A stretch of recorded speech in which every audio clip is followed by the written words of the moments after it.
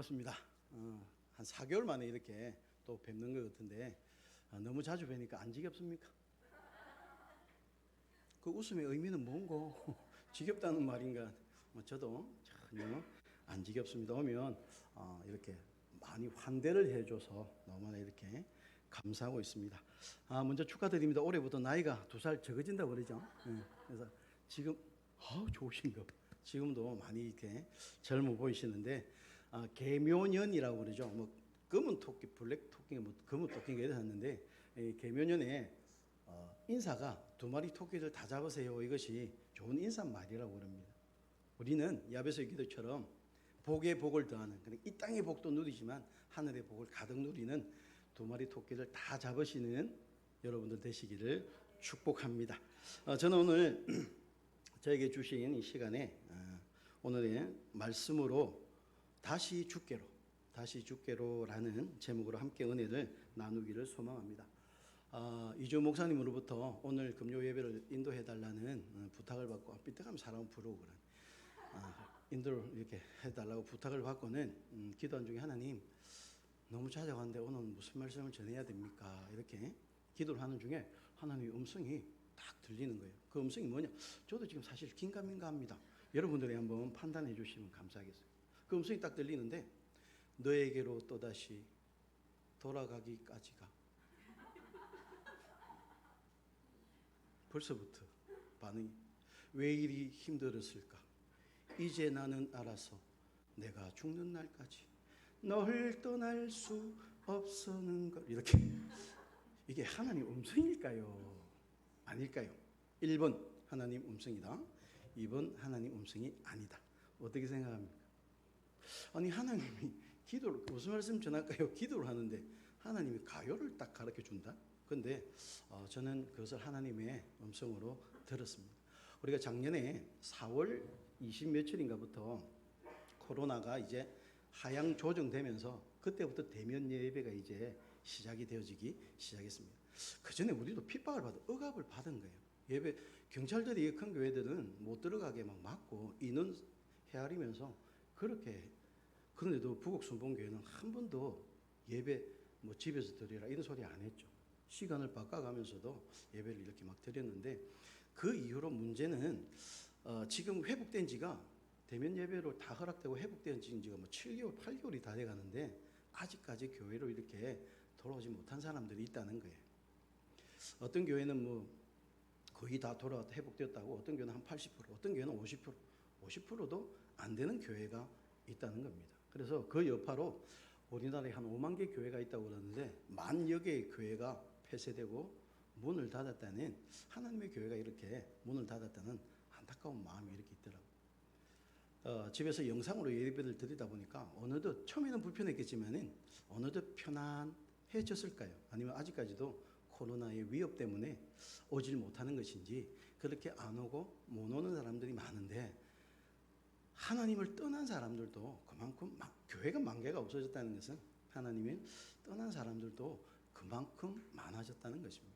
올해 이제 누가 방해할 사람은 없습니다. 하나님 앞에 예배하는 것을 인원을 정하고 방해할 수 없습니다. 우리가 돌아가서 다시 한번 하나님께로 돌아와 주 앞에서 정말 기쁨으로 믿음의 동력자들이 함께 마음껏 찬양하며 예배하며 하나님 말씀이 살아 역사하는 그런 현장 예배가 회복되어져야 됨을 믿습니다. 그래서 이건 하나님 음성이구나. 다시 주께로라는 제목을 붙여서 오늘 말씀을 나눕니다. 혹시 오늘 말씀을 나누면서 내 삶이, 내 신앙이, 혹 나의 예배 생활이 나도 모르는 사이에 주님과 구글 그건가 본데. 이렇게 한 번씩 구글이 기계라는 거는 이래요. 뭐 잘못되면 뭐 말하면 그것은 틀린 말이에요 하고 지 혼자 막 이야기 한 번씩 그래 하는 경우가 있는데 걱정하지 마시고 그러다가 조용합니다. 그냥 신경 쓰지 마시고 우리가 다시 회복되고 주 앞으로 나아가는 은혜가 있기를 소망합니다. 성경에는 우리 인간을 연약하다라는 표현을 하고 있습니다. 이 히브리 원어의 뜻을 보니까 달아 빠지다, 뭐 지워지다 이런 뜻을 가지고 있었습니다. 또 헬라 원어로서는 힘이 빠지다, 병들다, 나약하다, 뭐 무능력하다 이런 뜻을 가지고 있습니다. 결국 연약한 인간의 모습은 능력과 기능을 상실한 채 쉽게 쓰러지고 쉽게 넘어지고, 그래서 스스로 힘으로는 또 넘어진 상태에서 스스로는 다시 일어나지 못하는 그런 모습을 성경에는 나타냅니다. 그래서 이사야서 42장에도 보면 인간의 모습을 상한 갈대로 또는 꺼져가는 등불로 이렇게 비유하고 있습니다. 반쯤 꺾어져서 언제 어떻게 될지 모르는, 조그만 바람이 불어도 넘어지는 갈대처럼 우리 인간들도 자그마한 유혹에, 조그마한 실수에, 조그마한 욕심에 그냥 꺾어지고 넘어질 때도 얼마나 많이 있습니다. 그리고 누군가가 기름을 채워주지 않으면 스스로는 불을 밝힐 수가 없는, 그냥 정말 꺼져가는 등불과 같은 것이 우리의 인생입니다. 그래서 하나님은 인간을 연약하다라고 말하고 있습니다. 이렇게 연약한 인간은 실제로 또 많은 실수를 저지르기도 합니다. 성경에 나오는 위대한 인물이라고 우리가 배우고 있는 그런 분들도 어찌 보면 우리와 별 다른 것이 없더라고요. 아브라함도 실수를 했고 정직하지 못해서 책망도 들었습니다. 모세도 하나님 앞에 자신의 감정을 내세우는 또 큰 실수도 저질렀습니다. 동방의 의인이라고 불렸던 노아도 술에 취해서 옷을 다 벗고 그것으로 인해서 한 자녀가 저주를 받는 그러한 일도 있었습니다. 다윗도 보면 정말 심각한 범죄를 저질렀습니다.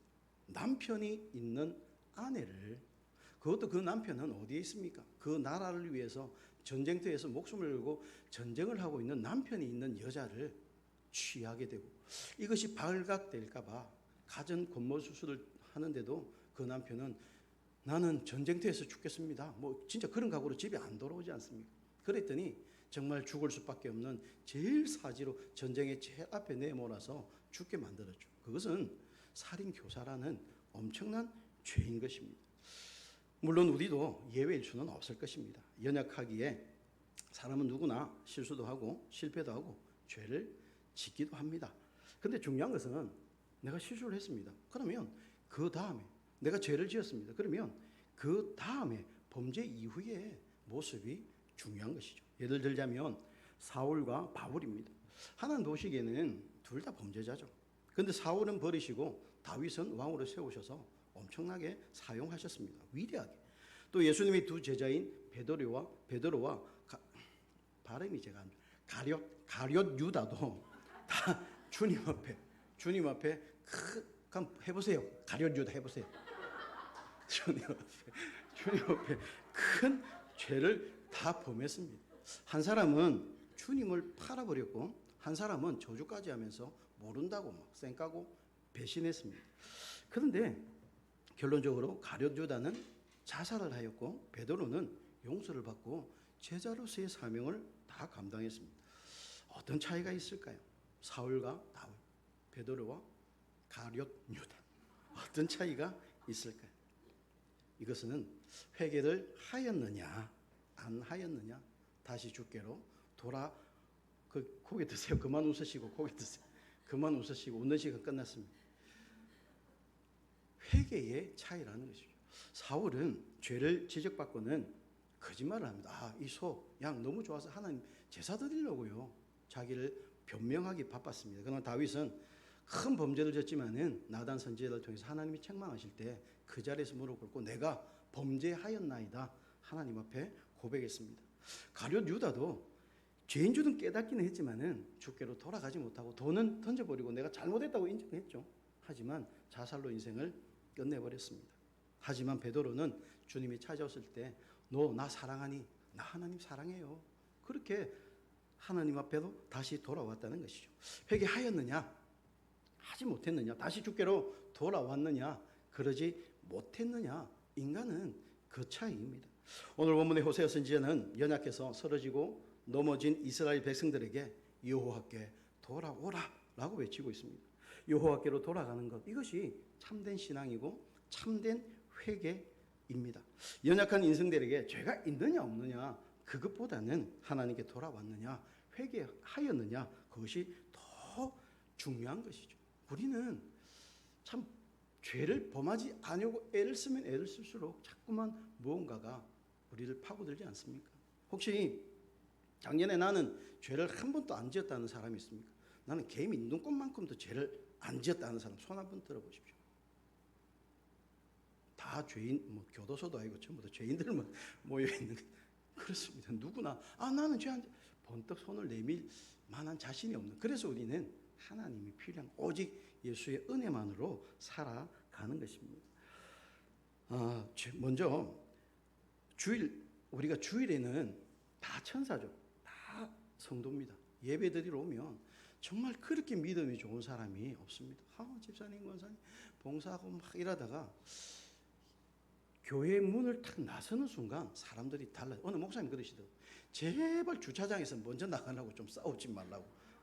그만큼 아멘 아멘 은혜 받을 거 다 받고 해놓고는 나가자마자 그렇게 살아간다는 것이죠. 그래서 바울은 그럽니다. 예배가 삶이 예배가 되어야 된다. 우리가 어디에 있건 직장에 있으면 직장 그 자리가 나의 삶의 예배의 현장인 것이죠. 우리가 어디에 있든 내가 걸어가는 것, 서 있는 곳, 누가 부른 누굴 만나든 그 모든 것들이 삶이 되어야 되는데 우리의 삶은 저부터도 교회 안과 밖이 달라질 수가 있다는 것입니다. 어느 집사님이 여집사님이 이제 오전 예배 드리고 오후 예배 다 드리고 집에 딱 들어가니까 오전 예배만 드리고 남편이 술을 묵고 있는 거예요. 그래서 저 인간 또 술을 처먹고 막 이렇게 이야기를 하면서 아니 오늘은 뭐가 그래 좋은 일이 있어서 그래 술을 먹냐고 이랬더니 야 오늘 진짜 먹어야 된다. 오늘 목사님 말씀이 너무 좋아가지고 내가 술 한잔 한다면서 그렇게 이야기를 입을 쉐리 막 찢어야 돼. 목사님 말씀 좋은 거하고 술 먹는 거하고 무슨 이렇게 우리가 성도인데 성도 아닌 듯 성도처럼 이렇게 살아갈 때가 얼마나 많이 있는 줄 모릅니다. 그래서 우리는 오직 주께로 돌아가야 합니다. 먼저 성도로서 죄는 지으면 안 되겠죠. 그러나 연약하여서 죄의 길로 갔다면 반드시 돌아와야 합니다. 회개하고 온전히 여호와께로 돌아와야 합니다. 그러면 하나님께로 돌아온다면 하나님은 이전은 덜 주지 않고 너 과거에 이랬잖아 그렇게 말씀하지 않습니다. 그냥 품으시고 안으시는 좋으신 하나님이십니다. 오늘 본문을 읽어보면 연약해서 쉽게 쓰러지고 쉽게 넘어지는 우리가 다시 주께로 돌아가야 할 이유를 지금 설명하고 있습니다. 그 첫 번째 이유는 치료해 주시기 때문에 우리는 주님 앞으로 돌아가야 합니다. 우리를 고쳐주시기 때문에 우리를 치료하시고 싸매시고 고쳐주시기 때문에 우리는 무슨 일이 있더라도 주께로 돌아가야 합니다. 죄 가운데 있더라도 주께로 돌아가야 합니다. 우리 성경 있으면 1절 우리 다시 한번 읽어볼까요? 시작. 오라 우리가 여호와께로 돌아가자. 여호와께서 우리를 찢으셨으나 도로 낫게 하실 것이요 우리를 치셨으나 싸매어 주실 것임이라. 아멘. 인간이 연약해서 죄를 범했습니다. 그로 인해 하나님께서 징계를 내리셨습니다. 분명 징계는 하나님이 내리셨지만은 그 하나님께로 나아가면 하나님은 다 용서해 주신다는 확신에 찬 말씀인 것입니다. 오늘 말씀의 배경을 보면 이스라엘 백성들은 하나님을 외면했습니다. 우상을 섬기고 이방인과 결혼하면 하나님 무시하고 제사 지낼 때도 막 재물만 다 많이 주면 되는 것처럼 막 기름. 그래서 하나님 그러잖아. 기름 질린다. 기름 하지 말고 뭐가 너의 마음이 필요해야 되는데 마음은 딴 데가 있었습니다. 하나님을 외면했습니다. 그러자 하나님의 징계로 바벨론의 포로로 끌려가서 찢기고 얻어맞고 상처투성이가 되었죠. 그래도 하나님께로 지금이라도 그 상태로라도 돌아오기만 하면 고치시고 싸매시고 치료해 주시겠다는 하나님이 우리를 향한 약속의 말씀입니다. 이 약속의 말씀은 오늘날에도 동일합니다. 그래서 우리는 찢기더라도 맞더라도 죄악 가운데 놓였을지라도 하나님을 잠시 외면했을지라도 다시 그 하나님 품으로 파고들어야 합니다. 이런 경우 아닐까요? 아이들이 잘못하면 나무라기도 하고 매를 들기도 합니다. 그리고 막 때리고 있을 때 아이가 한 대 맞고 두 대 맞고 하다가 엄마 잘못했어요. 내가 생각해 보니까 너무 잘못했어요. 엄마 한 번만 용서해 주세요. 그리고 어머니 안을 품으로 이래 품어 들어오면 어머니들은 그래 잘못했지 다 용서합니다. 그리고 어머니 용서해 주세요. 품어도 이 새끼 아니야. 너 더 맞아. 막 새끼가 막 이럴 부모가 세상에 어디 있겠습니까? 다 품어 주십니다. 그런데 이놈은 너 맞아야 돼 하는데 이거 너무하지 않소? 내한테 뭐 잘해준 거 있다고? 그럼 말라 나노. 막 죽이려면 죽이라. 네 아들 죽지 내 아들 죽나. 막 이렇게 대들고 그래 한다면 어떻습니까? 막 입을 진짜 찢어요. 더 때리지. 우리 하나님의 마음도 아마 그럴 것입니다. 우리가 범죄하였을 때 하나님께서 깨달도록 기회를 주셨는데 그 회개할 기회를 주셨는데도 우리가 깨닫지 못하고 도리어 내가 무슨 죄를 지었습니까? 아니 남들도 저래 사는데 저 정도는 다 하는데 왜 나에게만 그러십니까? 그런다면 그것은 하나님께 회개가 아니고 하나님도 그런 사람을 받아주기는 힘들 것입니다. 우리 반송지역에 계신 어느 목사님하고 이렇게 대화를 하다가 그 목사님이 그러시더라고요. 이 구서동에서 반송으로 이렇게 예배 드리러 오시는 분이 있는데 한 2주 이렇게 오시더니 안 오시더래요. 그래서 왜 안 오실까 하고 이제 목사님이 신방을 이렇게 가셨답니다. 그래서 아니 요즘 어떤 일이 있습니까? 왜 안 오십니까? 이랬더니 그 사람이 하는 말이 아이고 나는 그 교회하고는 도저히 안 맞아서 나는 못 가겠다고. 아니 안 맞다니 무슨 일이 있었습니까? 그래 아이고 말도 많이 써. 내가 2주 연속으로 요 앞에서 좌회전 하는데 신호위반으로 스티커 2개나 끊겼다고. 아이고 나는 그 교회가 안 맞았던데 그 교회 나가고부터 지금 내가 스티커 2장이나 받았다고. 아이고 입을 찢어야 되죠. 스티커 받은 거하고 교회 때문에 그게 무슨 상관이 있습니까? 그 핑계를 대고는 교회 안 나온 무슨 개떡 같은 소리를 그렇게 하더라는 것입니다. 사실 신호위반으로 걸린 게 은혜입니다. 은혜 아닙니까? 안 걸렸으면 좋겠습니까? 만약에 그 사람이 안 걸리고 계속 안 걸리고 비보 좌회전하고 신호 위반하면서 좌회전을 했다가 밤이나 새벽이나 그랬다가는 큰 사고도 날 수 있지 않을까요? 스티커 받는 것이 그 사람한테는 은혜인 것입니다. 우리가 하나님 앞에 징계받는 것이 그게 위험한 것이 아니라 받는 것이 오히려 은혜라는 것을 말씀드리고 싶습니다. 참고 또 참기를 절개하시는 하나님께서 오늘 이스라엘 본문에 나온 이스라엘 백성들을 찢고 치실 정도라면 그 백성들이 얼만큼의 큰 잘못을 했다는 말이 증명이 되지 않습니까? 그래서 징계가 있는 것입니다. 마찬가지 우리의 삶 속에 어려움이나 고난과 역경과 문제가 생기고 육신의 질병, 자녀의 문제 등등이 임하는 것은 하나님의 징계일 수도 있다는 것입니다. 아니 모든 것을 그렇게 징계로 받아들이면 안 되겠지만은 먼저 우리는 하나님 앞에 물어봐야 됩니다. 나를 돌아보는 것이 필요하죠. 하나님, 혹 내가 무슨 하나님 앞에 죄악이 있는지를 알아야 합니다. 그래서 하나님은 징계를 주시는 이유는 깨달으라고, 회개하라고. 그래서 다시 주님을 붙잡고 복된 삶을 살아라고 주시는 사랑의 징계인 것입니다. 이처럼 분명히 우리의 잘못으로 징계를 받았으니까 그때 우리가 해야 할 것은 딱 한 가지뿐입니다. 무조건 용서를 빌고 그 주님 품으로 다시 주께로 돌아가는 길뿐인 것입니다. 징계가 있다는 것은 하나님이 나를 사랑하신다는 정표이기를 믿으시길 바랍니다. 징계를 사랑하는 하나님의 백성들이기에 주시는 것입니다. 하나님의 자녀로 인정하기에 주시는 것입니다. 제가 한번 읽어보겠습니다. 히브리서 12장 8절에 보면 징계는 다 받는 것이오늘 너에게 없으면 사생자요 친아들이 아니니라. 개역 한글 성경은 제가 보는데 거기에는 참아들이 아니니라 라고 말하고 있습니다. 이 말이 무슨 말입니까? 징계받는다는 것은 너 친아들이야. 너 내 참아들이야. 하나님께서 우리를 아들로 인정하신 것입니다. 만약 어느 성도가 나는 뭐 웬만큼 살아도 하나님 뭐 징계하는 건 난 모르는데 나는 뭐 잘 사는데 그랬다면 하나님의 아들이 아닐 가능성도 있다는 것이죠. 우리도 그렇지 않습니까? 내 자식이 잘못하면 벌을 줍니다. 잘못했는데 가만히 놔두지는 않습니다. 왜? 잘 돼야 되니까. 그리고 뭐 일찍 자라, 공부해라, 밥 잘 먹고 우유 잘 먹어야 된다. 뭐 90된 할아버지가 75된 할아버지 아들 보고 아들 할아버지 보고 그러지 않습니까? 빨간불일 때 건너지 마 이렇게 이야기를 하지 않습니까? 파란불일 때 걸어야 돼. 그렇게 가르치는 이유는 75이 아니라 더 많이 먹더라도 내 사랑하는 아들이기에 하나라도 더 가르치고 싶은 것입니다.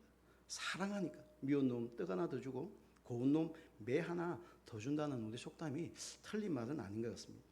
옆집 아이에게 뭐 잘못하고 이러면 잘못했는데도 뭐라 하면 그 엄마 지랄합니다. 막 가만 안 있습니다. 요새 그렇지 않습니까? 한번 식당에서 애가 숟가락을 다 꺼내가 던지고 휴지 팍 뽑아가 날리고 그러는 저것만은 이러고 밥만 진짜 얼마나 성질나는. 근데 한마디 하면 어쩝니까? 왜 커가는 아이 기죽이냐고. 당신이 뭔데? 막 그렇게 이야기를 하잖아요. 그래서 저는 말 안 하고 요새 애를 계속 쳐다보고 있다가 애하고 눈이 딱 마주칠 때 저것만 볼 때 이렇게 그럼 갑자기 모르는 체 하고 있습니다. 가르쳐 주고 싶은데 가르쳐 주면 옆집아가 그럼 옆집아 뭐라 하든 말든 뭐 별 신경 안 써도 살아도 됩니다. 하나님의 징계가 있다는 것은 내가 하나님의 친자식이다. 그것만 믿으시면 어떤 어려움도 우리가 이겨낼 줄로 믿습니다. 하나님 당신도 백성이기에 사랑스러운 자녀들이기에 더 나은 믿음으로 더욱 주님 의지하면서 순종하고 더욱 복된 삶을 살아라고 징계도 우리에게 있는 것입니다. 우리는 이 사랑하는 하나님의 마음을 알고 원망하고 불평하기보다는 깨닫고 회개하고 더욱 주님께 나아가야 합니다. 그럴 때 하나님 찢긴 곳 도로 낫게 하시고 상처를 치료해 주실 뿐만 아니라 모든 것을 용서해 주시고 안아주시고 위로하십니다. 잠언서 3장 11절 12절에 이런 말씀이 있습니다. 내 아들아 여호와의 징계를 경히 여기지 말라. 그 꾸지람을 싫어하지 말라. 대저 여호와께서 그 사랑하시는 자를 징계하시기를 마치 아비가 그 기뻐하는 아들을 징계함과 같으니라 라고 말씀하고 있습니다. 하나님의 징계를 우리는 가볍게 여기서는 안 됩니다. 아주 엄중하게 작은 징계일지라도 엄중하게 받아들여야 합니다. 그리고 징계는 하나님의 사랑의 정표임을 알아야 합니다. 오늘 이 시간도 혹 내가 주님 원치 않는 자리에 주님 원치 않는 생각으로 주님 원치 않는 목표에 있다면 혹 징계 가운데 있다면 우리의 중심이 다시 주께로 완전히 돌아오는 은혜가 있기를 소망합니다. 두 번째로 우리가 다시 주께로 돌아가야 할 이유는 우리를 살리시고 일으켜 주시기 때문입니다. 2절 말씀 한번 읽어볼까요? 시작. 여호와께서 이틀 후에 우리를 살리시며 셋째 날에 우리를 일으키시리니 우리가 그의 앞에서 살리라. 여기서 뭐 이틀 후 3일 셋째 날에 이것은 하루 이틀 3일 시간적인 개념이 아니라 속히 이 말입니다. 빨리 이 말입니다. 아주 짧은 시간, 즉 하나님께서 이스라엘 백성들을 신속하게 회복시켜 주실 것을 말씀하고 있습니다. 회개하고 돌아오면 다시 주님께 돌아오기만 하면 즉시 용서하심을 말씀하고 있습니다. 민수기 21장을 보면 백성들의 원망과 불평이 극에 달해서 하나님께서 결국 불뱀을 사막 가운데 불뱀을 풀어가지고 징계하는 모습이 나옵니다. 불뱀이 달려와가지고 막 물고 사람도 죽어가고 하니까 그때가 겁이 나서 모세에게 살려달라고 하나님께 좀 기도해가지고 우리 좀 살려달라고 막 기도하지 않습니까? 그때 모세가 하나님께 기도합니다. 그럴 때 모세의 기도가 끝나자마자 하나님께서는 놋으로 뱀 모양을 만들어가지고 그 형상을 짝대기 위에다가 길게 해서 다 볼 수 있도록 높이 매달아라. 그리고 그 놋뱀을 보는 자는 다 살 것이다 라고 말씀을 했습니다. 진짜로 그 놋뱀을 보는 자마다 다 살아나는 역사가 있었습니다. 모세의 명대로 행하였을 때 그 놋뱀을 보는 자 죽어가던 사람들도 숨만 붙어 있다면 다 살아났습니다. 분명히 하나님께서 징계하셨습니다. 무시무시한 불뱀으로 하나님께서 징계를 하셨습니다. 그런데 저는 이 말씀을 볼 때마다 하나님이 징계하시는 무서운 하나님이 아니라 그 애틋한 마음이 저는 느껴집니다. 불뱀들이 사랑하는 자녀지만 잘못을 했으니까 징계를 해야 되기 때문에 징계를 했는데 죽어가는 거예요. 사랑하는 자녀들이 죽어가는 거예요. 이놈아 빨리 잘못했다고 말해. 우리도 그렇지 않습니까? 애들 때리면서 한 대 때릴 때 어떻습니까? 저는 우리 아이 처음이자 마지막으로 종아리를 때렸는데 종아리가 금이 이렇게 쫙 세게 때렸거든. 한번 잘못했으면 다시는 하지 말라고 세게 때렸는데 종아리 양쪽에 이렇게 줄이 쫙 가더라고. 근데 그 줄이 그 맞은 아이보다 제가 더 아픈 거, 제 심장이 이렇게 쫙 찢어지는 그런 느낌이 들었습니다. 근데 약속한 횟수를 다 때렸습니다. 그래서 그 아이는 지금 그때 제가 하지 말라는 게 딱 두 가지였습니다. 거짓말하고 도둑질을 하지 말라고 그랬는데 지금 또 남의 거는 손도 안 됩니다. 언제 한번 서면에 이렇게 지하상 가다 10,000원짜리 하나 널져가지고 주웠더만 아이고 아빠 와그라노 놔두라 그 우리 까인데 와그라노 지금 그렇게 할 정도까지도. 그래서 제가 머쓱하게 뭐 많은 경찰서 가기도 그래서 뭐 주워 갖고 그 팥빙수 파는데 이름 설빙 가서 팥빙수 지가 더 잘 먹더라고. 그 두 가지만 했는데 진짜 거짓말이나 도둑질 남 것 전혀 안 봅니다. 그렇게 하나님도 가르쳐야 되기에 불뱀을 보내셨을 때 한 놈이라도 지금 당장 잘못했다고 하면 저놈 살릴 수 있는데 그렇게 그 죽어가는 자녀들을 바라보면서 애틋하게 발을 동동동동 구르면서 그 가운데 계시는 모습이 자꾸만 저는 묵상이 되어지는 거예요. 한 놈만 빨리 했으면 한 놈이 더 살을 것인데 빨리 좀 회개를 하지, 그런 마음들. 우리 하나님은 죽이시는 하나님 아니십니다. 우리를 살리시는 하나님이십니다. 정말 잘되게 하시려고 채찍을 드는 아비의 심정으로 우리를 다스리는 줄로 믿습니다. 그런데 우리는 죽을까 봐 어려움이 닥치면 어리석게도 하나님을 더 의심하고, 내가 혹시 잘못되는 거 아니야? 이러면 내 손해보는 거 아니야? 남들은 이렇게 하는데 나는 뭐 교회 다니고 이렇게 하면 안 돼? 그렇게 하나님을 의심하고 불평하고 도리어 세상 방법을 의지하고 사람의 도움을 구하고, 그럴 때 참 하나님 보시기에 얼마나 답답했을까요? 예전에 저희 집에 금붕어를 키웠습니다. 처음에 학교 근처에서 전도하다가 금붕어가 너무 예뻐서 큰 거 한 놈이 있는데 좀 외롭게 보여서 요만한 것들 한 10마리하고 같이 한 집에 넣어놨는데 다음날 자고 일어나면 한 마리씩 없어지는 거예요. 어떤 날은 그 꼬리가 이만큼 잘리가 또 없어지고. 근데 제 생각에는 심정은 큰 금붕어가 그렇게 하는 것 같은데 뭐 물정이 없으니까 금붕어를 잡아내지 말을 못하는 거예요. 금붕어도 좀 느끼는 거 자꾸 그때부터 내 눈을 피하고 막 하여튼 그런 사건이 있었는데 결국은 뭐 10마리가 다 죽어버렸습니다. 그 한 마리가 남았는데 이제 조그만 어항에다 옮겨가지고 많이 처먹고 똥을 얼마나 싸는지 물을 좀 자주 이렇게 갈아줘야 되는데, 그럼 물을 갈아주려고 이렇게 손으로 이제 잡으려고 하면 금붕어가 미친 듯이 도망합니다. 아마 이렇게 나 세상에 금붕어가 그리 빠를 줄 몰랐습니다. 막 이리저리 막 뭐 상어인 줄 알았더니 막 이리 잡으려고 막 도망가. 그래서 쉽게 좀 있어봐라 막 잡다가 어느 순간에 제가 깨달았습니다. 그 금붕어를 보면서 저의 모습을 본 거예요. 나도 하나님 앞에 이러지 않을까. 좋은 물가로 맑은 물, 푸른 초장으로 맑은 물가로 더 좋은 것으로 더 좋은 믿음으로 데려다 주려고 나를 잡으려고 하는데 나를 죽이시려는가? 왜 나라고 떨어뜨리지? 왜 나를 더 잘못되게 만들지? 그래서 피하고 외면했던 그 순간들이 다 깨달아지면서 그때 꼭 물어볼 걸 얼마나 회개했는지 모릅니다. 금붕어 한 마리를 통해서 제가 너무 진짜 은혜를 받았습니다. 그래서 은혜 받은 이 마음이 금붕어인데 제가 이야기를 했습니다. 금붕어야, 웃을 일이 아니고 진지하게 내가 이야기를 했다니까요. 정말 진지하게. 금붕어야, 내가 니들 죽이려 하는 게 아니다. 봐라, 니 많이 처먹고 똥 싼 거 봐라. 내가 이걸 좋은데 좀 넣어주려고 그러는 거 아이가. 제발 좀 한번 믿어봐라. 그랬더니 그 다음에 갈 때는 이렇게 가만히 있어요. 진짜로. 금붕어가 없어서 보여주지도 못하고 참 답답한데 진짜 나 잡수 가만히 물때가 새물에 열 때까지 이래. 먼저 움직이라 이러면 이렇게 그렇게 하는 모습을 봤습니다. 참 금붕어, 우리가 기억력이면 3초도 안 된다는 금붕어가 이 사실을 알고 있는데 만물의 영장이라는 우리가 그 사실을 모르고 있다면 참 하나님 보시기에 얼마나 답답. 이 금붕어보다 못한 거 아닙니까? 여기 계신 분들은 금붕어보다는 대답을 못하신 금붕어보다는 나아야 되지 않겠습니까? 우리가 주님의 손길에 전적으로 맡길 수 있는 은혜가 있기를 축복합니다. 그래서 예레미야서 29장 11절 말씀 보시면 여호와의 말씀이니라 너희를 향한 나의 생각은 내가 안하니 평안이요 재앙이 아니라 너희에게 미래와 희망을 주는 것이라 라고 말씀하고 있습니다. 개역성경에는 재앙이 아니라 곧 평안이요 너희 장래에 소망을 주려 하는 생각이다. 하나님의 생각이 이렇습니다. 얼마나 답답했으면 하나님의 생각을 인간들에게 이렇게 가르치고 있습니다. 하나님은 우리를 절대 죽이지 않습니다.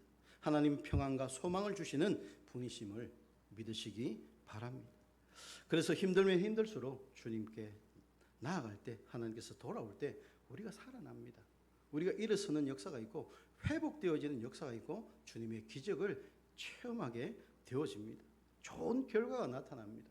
하나님은 즉시 우리를 살리시고 즉시 우리를 이렇게 세우십니다. 물론 이스라엘 백성들은 범죄함으로 말미암아서 70년에 가까운 세월을 포로 생활로 고통을 받았지만은 하나님은 그들을 결코 버리시지 아니하십니다. 단 하루도 잊어버리시지 아니하셨습니다. 다시 예루살렘으로 부르셨고 다시 회복시켜 주셨습니다. 우리가 주님을 외면하고 버리지 않는 한, 절대 떠나지 않는 한 결코 하나님은 우리를 먼저 버리시지는 않으십니다. 믿으시면 아멘. 할렐루야. 회개할 기회를 반드시 주시고 또 주시고, 그래서 회개할 때 우리를 이렇게 세우십니다. 이틀 후 셋째 날처럼 속히 빨리 우리를 회복시켜 주십니다. 그리고 2절 끝부분에 보시면 우리가 그 앞에서 살리라라는 백성들이 결단하는 모습이 나옵니다. 이제는 우리를 살리시고 우리를 일으키시는 그 주님 앞에 살아나가야 합니다. 오늘날 우리도 이스라엘 백성들과 마찬가지로 회개하고 하나님께 용서를 받은 자들이라면 하나님의 영광을 돌리고 또 주님 앞에서 온전히 살겠다는 고백과 결단이 우리들에게는 필요합니다. 2023년 올 한 해는 오직 주님 안에서 주님의 보호하심 속에서 놓여 살기를 작정하는 은혜가 있기를 주의 은혜로 주의 이름으로 축원드립니다. 끝으로 우리가 다시 주께로 돌아가야 할 이유는 하나님을, 여호와를 알기 위해서입니다. 오늘 본문에 그 여호와를 알자라고 했습니다. 멀리 떨어져서는 하나님을 알 길이 없습니다. 그래서 우리는 하나님께도 더 가까이 여호와께로 나아가야 합니다. 함께하고 가까이. 3절 말씀에 여호와를 알자, 힘써 여호와를 알자라고 기록하고 있습니다. 여기서 여호와를 알자라는 말은 단순히 지식적으로 아는데 그치는 정도가 아니라 체험적인 신앙을 말합니다.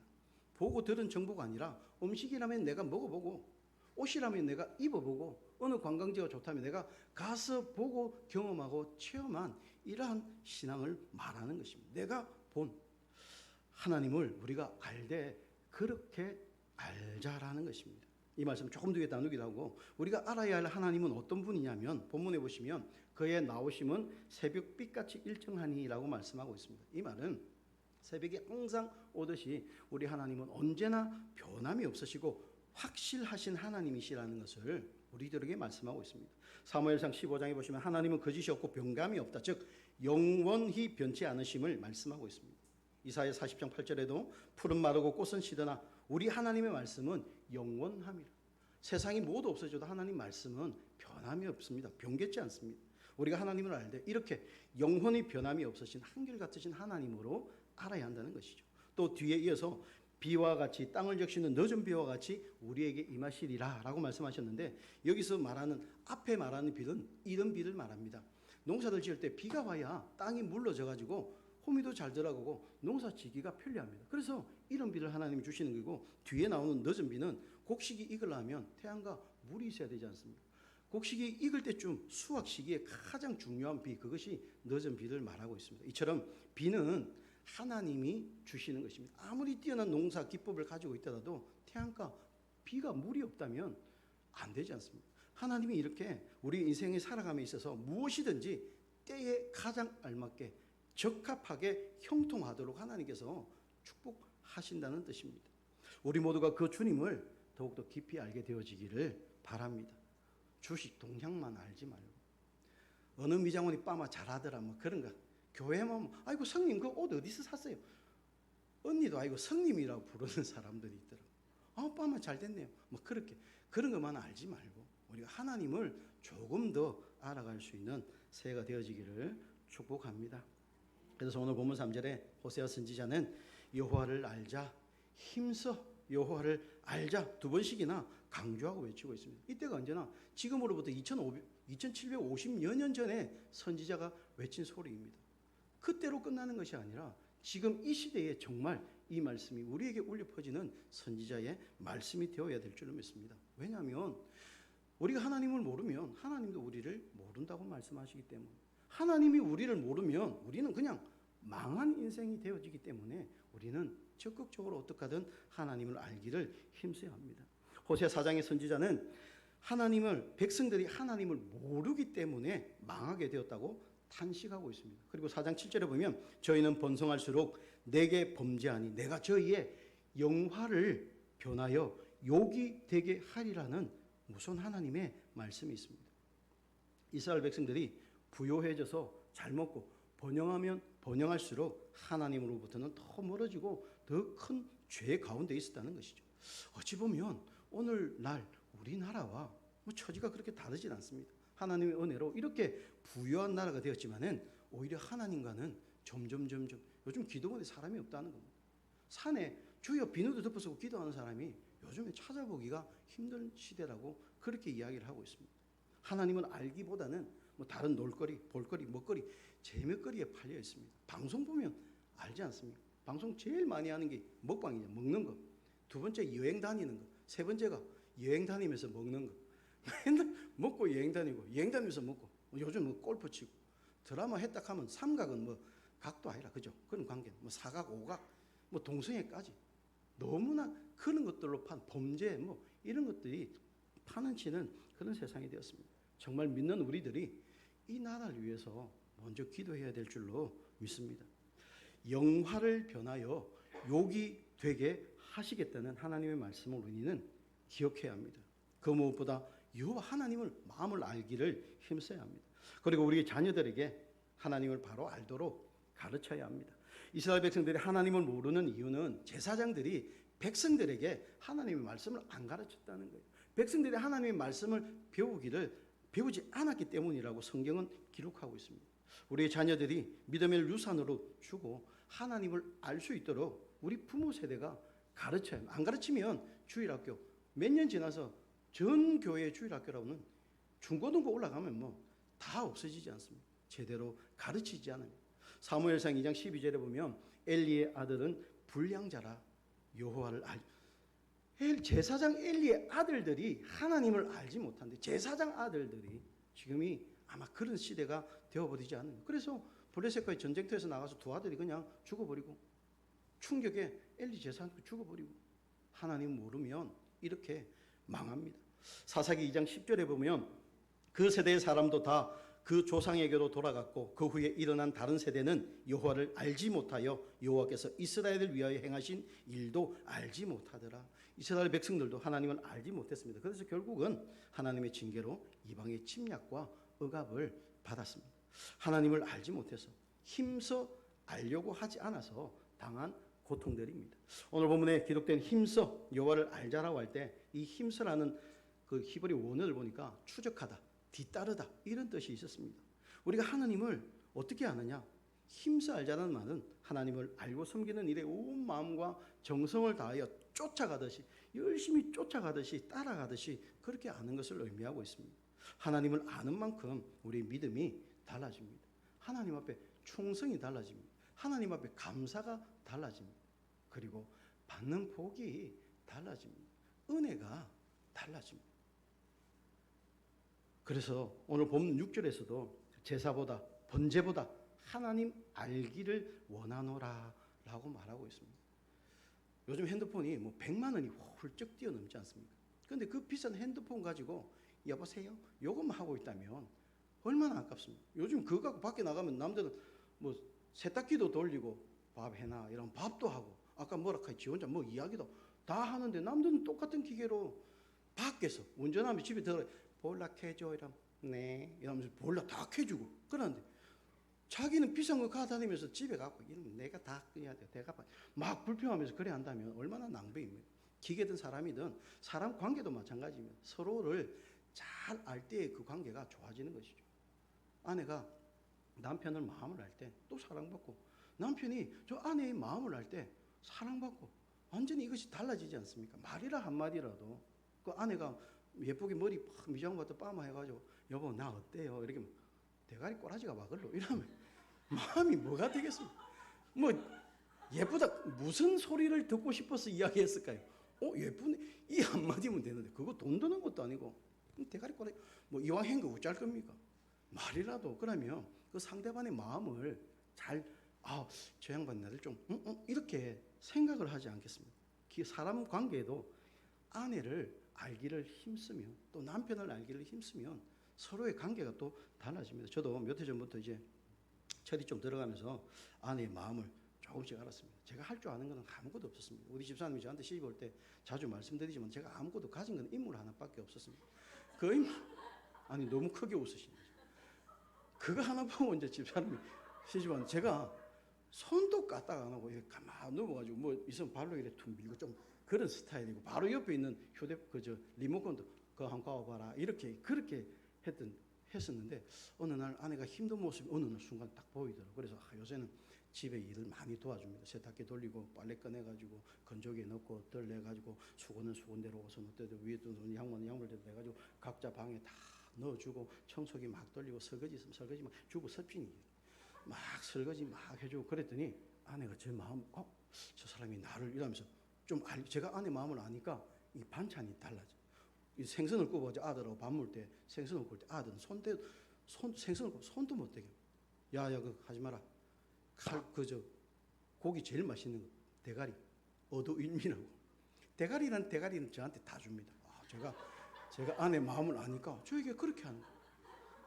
뼈 칼슘이 필요하다고 빼가지란 아들 만지라. 니 만지지 마라. 아빠 거든.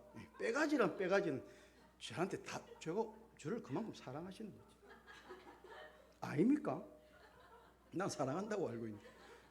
애들이 냉장고 문을 열다가 우유 날짜지는 엄마 우유 날짜 놔줘라 아빠 주게. 왜?